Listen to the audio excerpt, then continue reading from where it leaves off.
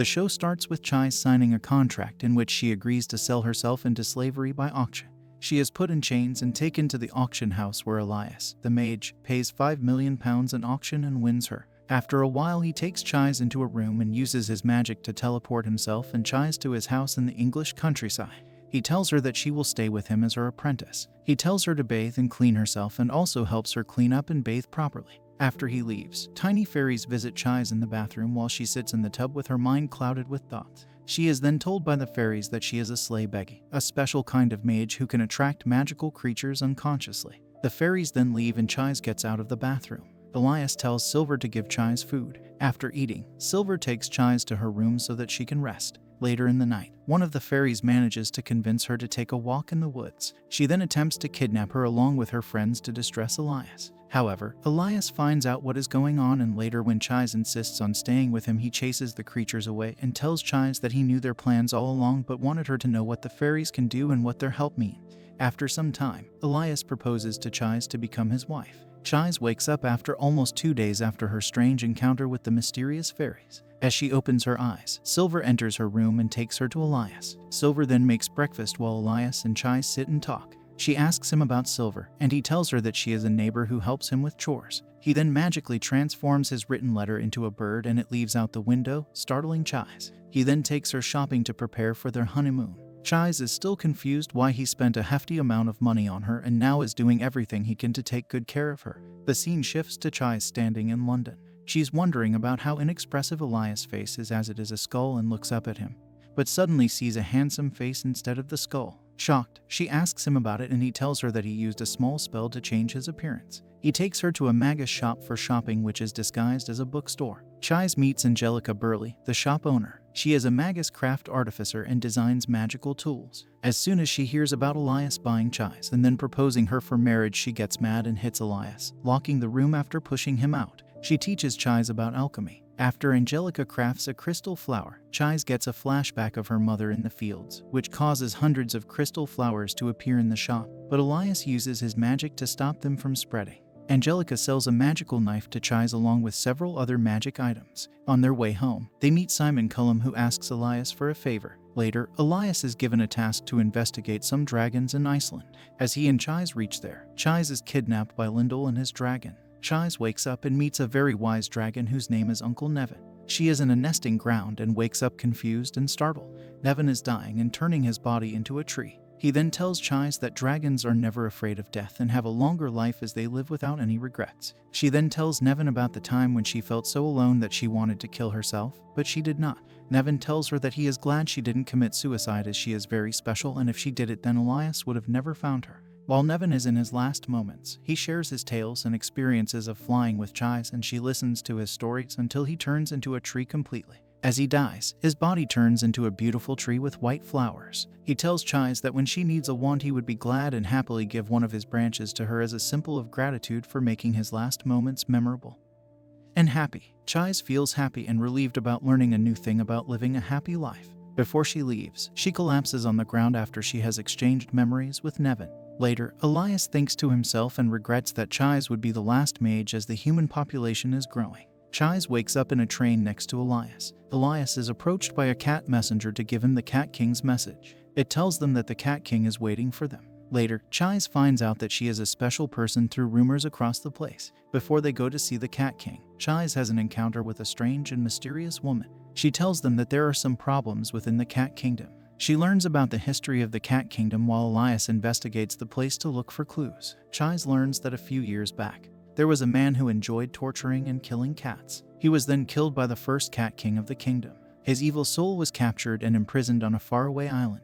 Later, the mysterious woman kidnaps Chai and drops her into a lake. Inside the lake she meets a woman named Mina. Mina was a deceased woman whose husband had gone crazy after she died. Chai is moved by her story and helps them to be free. Later, Elias rescues Chai and asks her to help and cleanse Matthew. She then begins to prepare a spell but is interrupted by the mysterious woman along with a man named Renfred.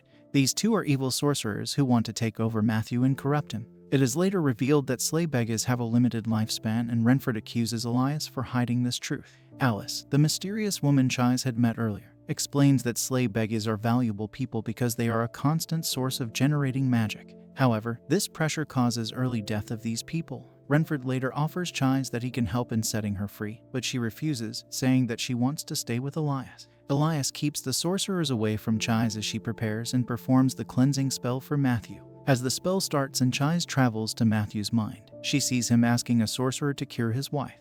The sorcerer teaches him a strange magic in which he can make a curing potion for Mina by stealing 9 lives of cats. After the potion is ready, they force Mina to drink it and she transforms into liquid. And the sorcerer later reveals that he had only used Mina for experimenting his spell for manipulating souls. And later Matthew is killed by the Cat King for killing cats. Mina wants Chais to erase her and Matthew from existence as the corruption stopped them from finding their way to the afterlife and instead condemning them to be in the darkness forever. The Cat King then offers them to take her 9th life as a guide, but Chais uses the powers of fairies to carry Mina and Matthew to the afterlife.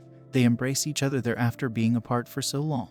As Chais looks at them, she can't help but wonder about how many years of life she has, now that Matthew's soul is cleansed and everything is normal. Alice leaves with Renfred to look for the sorcerer who killed Mina by turning her into liquid. Meanwhile, Chais asks Elias about her lifespan and he tells her that she probably has only 3 years left. But he assures her that he has found a way to prevent her from dying. He asks her to promise to always stay by his side, and she does. After a while she passes out. Chais remains unconscious for 2 weeks, which helps her limit her physical functions, and this may help in restoring her magic faster. Later, they meet Titania, the Queen of Fairies, and her husband, King Oberon.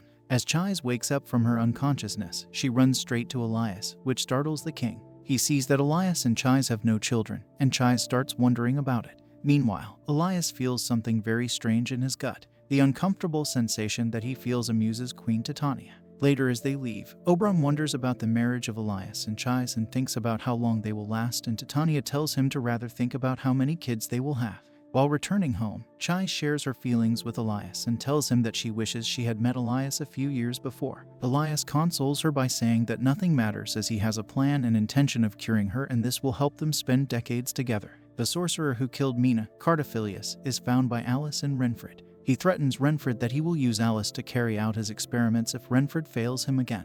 Later, Elias is asked to find out if the dangerous Grim is in the nearby graveyard. He also gives Chais a magical ring that helps her to control and reduce the amount of magic she generates. At the cemetery, they get to know that a young woman was murdered. Later, Chais is attacked by a strange magical creature. However, a brave young man leaps in to save her and destroys the dark creature before collapsing on the ground. Suddenly, he transforms into Grim. After a while, Alice tries to kidnap and take the Grim away, but Chais manages to knock her down using a sleeping potion and she falls to the ground, unconscious. The Grim, whose name is Eurus, tells Chais that he does not remember who injured him. Later, Alice reveals that Cardophilius wants to turn Eurus into a chimera, which is a monstrous fire-breathing creature. Chais asks Elias to help them against Cardophilius. Cardophilius was an evil sorcerer, and he took Renfred's arm and also created the chimera that killed the woman, Mina. Elias agrees to help her. Sometime later, Chais is attacked by Cardophilius. After the strange incident with Cardophilius, Elias locks himself in his room and avoids everyone. Meanwhile, Silver requests Chais and Ruth to go shopping. As the two reach the town, they run into Angelica. After finding out that Chais has become dependent on Elias, she tries to change her mind. Chais realizes that Angelica is right. She goes back to Elias and enters her room only to find him stuck in his inhuman form. She stays with him the whole night and takes care of him. But the next day when Chais wakes up, she sees that Elias has left the house and she goes to find him with Ruth. On the way, Chais meets Shia, which is a strange kind of fairy that is living off of a human's life force, haunting a man named Joel. However, the fairy doesn't steal the life force away. Chais starts to think that Shia loves Joel, but the Shia denies this, saying that this can never be possible. She then kisses Chais and tells her to come and visit Joel someday. Later, Chais finds Elias hiding in the forests. She gets mad at him for his stupid actions, and he says to her that she will be told everything once he feels ready, promising her. After a while, a fairy familiar appears to give Chais a message from Lindell. Lindell asks Chais to come and visit the dragons. Chais goes to see the dragons as per Lindell's request. However, she struggles with controlling her magic. Lindell offers her to make her a wand from Uncle Nevin's tree branches when she comes. Chais seems disturbed upon leaving Elias behind and being away from him, but she still travels to the land of dragons without him. After meeting Lindell, Chais goes to find an appropriate tree branch for her wand. Meanwhile, back at home, Elias is very upset about Chais not being around and leaving without him, saying that the house feels colder without her here. He then talks to Adolf Stroud, who is an administrator at the college. He sends a magical messenger bird to him, discussing Chais's future with him. Later, Lyndall tells Chais about himself and Elias. He tells her how he first met Elias hundreds of years ago when he was walking through a snowy forest alone. As he found Elias, he took him to his master, Rahab, but he could not identify what Elias really is. He tells her that at that time, even Elias could not remember anything about himself and his family. All he remembered was the color red. He was then advised by Rahab to take him as an apprentice, and he named him Elias. On the other hand, Renfred goes to Elias and tells him to take action before he ends up ruining Chais' life. Lyndall tells Chais more about him and Elias and about the time he spent training with him. He tells her that although Elias is a quick learner, he still had trouble understanding humans. He tells her how Elias almost killed several villagers when they attacked Lyndall. However, Chais says that Elias has never frightened her at all. Lyndall then tells her to confess her feelings to Elias and tell him exactly the way she feels. Later, he instructs her how to carve a wand out of Nevin's branch. Later during the night, Lyndall sings a melodious song which causes flowers to bloom. Chais then casts a mirror spell on the lake by mistake. She can see Elias through the mirrored lake. Elias then tells her how he feels and how cold and lifeless his home is without her there. Chais also promises him to return home after she is done using the wand. Lyndall feels like he is raising two children like their father. Silver later kills the magical bird that helped in transferring Renfred's and Adolf's voices to Elias and accuses Elias of killing it after the two warned him about the future of Elias and Chais. Chais is still away and Elias misses her deeply, thinking how close he has come to her and how dear she is to him. Meanwhile, Chais has finished carving her wand and Lyndall sings a new spell that joins the wand with Chais' hair and magical gems. As Chais grabs her wand, she starts to get visions of a different realm. She meets Uncle Nevin in that realm and realizes that it is the spirit realm. She then tells Nevin that her feelings for Elias are not something she feels happy about and rather worried because she tries to keep her distance just in case Elias does not want her anymore. Nevin tells Chais to think about her life and what she really wants to do with it. When she wakes up and returns to her realm, she seems much happier and relieved. She smilingly tells Lyndall that she has to tell Elias something and casts a powerful spell to fly back home to him in the form of a huge fierce phoenix. Later, when she reaches home, she embraces Elias and feels happy to be in his arms, and the home feels warm and cozy again. However, before she can tell Elias about her feelings, she falls asleep because of using too much magic. She then has a dream about her parents and wakes up after 2 days, feeling much happier and satisfied. Elias and Chais shear magical creatures called woolly bugs, which are flying sheep with cold air on wool. However, these sheep try to steal Chais' body heat, and Elias chases them away before sending Chais back inside the house to warm her up. Chais later tells him that she knows about his impulse to eat humans. She also knows about the time when he was tempted by his inhuman instincts to eat her while he was in his inhuman form. Elias tries to use magic and erase the memory, but she stops him from doing so. She tells him that the thought of losing Elias scares Chais, as after she lost her parents and only brother, he was the only family she had. She also reveals that both her parents had the sight and could see the magical creatures that most other humans are unable to see. Elias later confesses to her that he has no experience of emotions and he does not feel anything, except for that cold feeling that he feels when she is away and the warmth when she is near him. Chais realizes that this is loneliness. She then promises that she will teach him human things, including feelings. After some time, they are visited by a fairy named Ashanai. He gives Chais a gift in return for capturing and blinding fellow spirits. He uses his magic to cover and trap Chais into animal skin and transform her into a fox. Chais leaves to go to the forest, but Elias asks her to stay so that he does not like the cold feeling of her being away. Chais feels the same and suddenly reverts back into a human. Later, the Leanan Shia asks Chais to save Joel, who is on the verge of dying because she has been draining his life without knowing it. Elias then tells Joel that he has only a week left to live. However, none of this disheartens him and he accepts his fate because his life has been very happy. His only wish before he dies is to speak to the girl with red eyes who lives in his garden. Chais then decides to create a forbidden potion which helps Joel to see Leanan Shia. Elias refuses, first because the magic required to do it is a lot, but then only warns Chais that she may exhaust herself in the process. After 5 days, the Leanan Shia uses the potion on Joel, and he happily offers the remaining time of his life to her to thank her for inspiring him to live after his wife died. Later, as his life ends, Joel fades away, leaving Leanan Shia devastated and overwhelmed with sadness. She then decides to live in Joel's garden so that she does not hurt by more people. Later, King Oberon confiscates the rest of the forbidden potion. Chais becomes weaker after making the potion because she is wearing a magical ring to limit her magic, and the ring shatters. Elias and Oberon take Chais to the magical land of fairies. In that realm, time passes rapidly and she can recover faster. She is given to a fairy doctor, Shannon, for treatment. Titania tells Elias that it would be much safer for Chais to live in the fairy kingdom. while Shannon tells him that living in the fairy kingdom would eventually transform her into something that resembles a fairy. However, Elias does not accept Titania's offer of keeping Chais in the fairy kingdom. Later, Shannon lures Chais to a pool and pushes her in, trying to drown her. She then reveals that she hates Slay Beggars. However, Chais gathers her stranger to fight back and overpowers Shannon, but later finds all her injuries healed. Shannon then apologizes to her, saying that she has used Chais' sudden desire to live as a healing potion.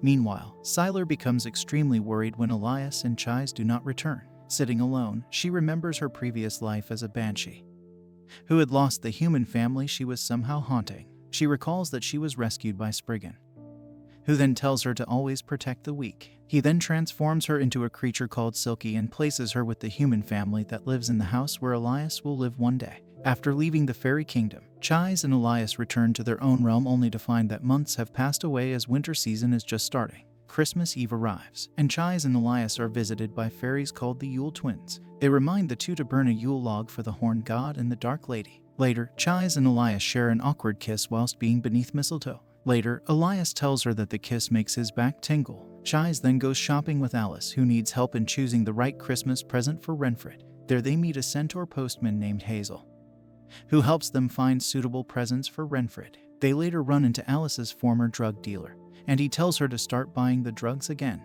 Alice used to buy and use drugs from him before Renfred found her and saved her by making her his apprentice. After they had an accident in which Renfred's face was scarred by a spirit, Alice promises him that she will always stay with him and take care of him. Later, Ruth tells Chais that he is happy to find a friend.